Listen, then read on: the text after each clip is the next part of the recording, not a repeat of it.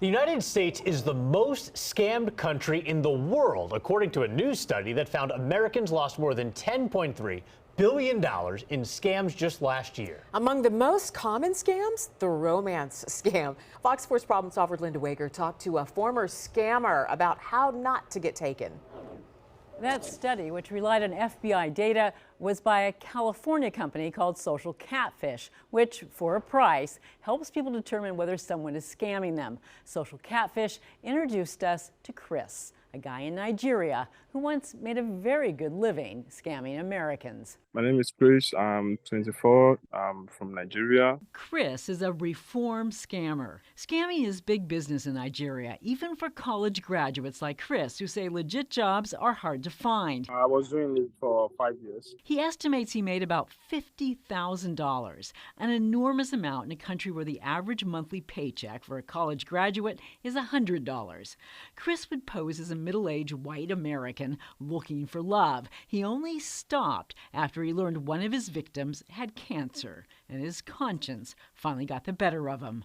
He now works for Social Catfish, helping those who have been scammed.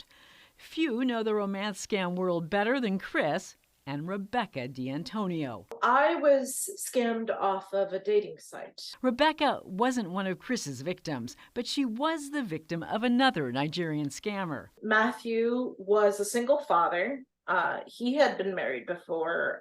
His wife had died from cancer. Or so she thought. Matthew convinced Rebecca to leave the dating site and chat with him on Facebook Messenger in private.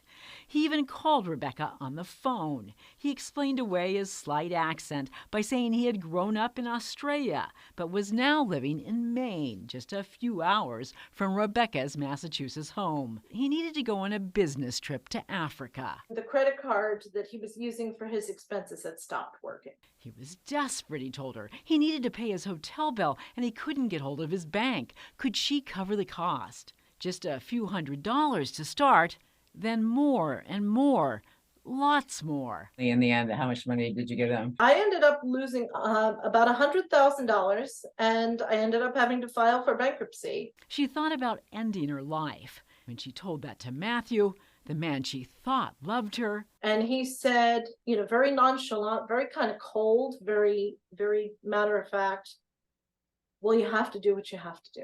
It was only then that she was sure she'd been scammed. Now Rebecca volunteers with an organization called Scam Haters United.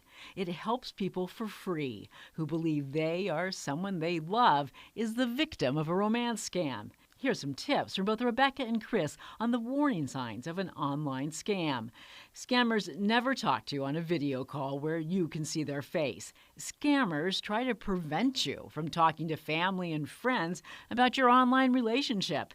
Scammers always ask for money. Rebecca says she's happy with her life now. However, she still gets messages from scammers. She knows now to never respond. Because they can't manipulate silence. If you believe you or someone you know is the victim of a romance scam, we have links you can visit for help. Just look for this story on our website at fox4kc.com. Linda Wager, Fox 4 Problem Solvers.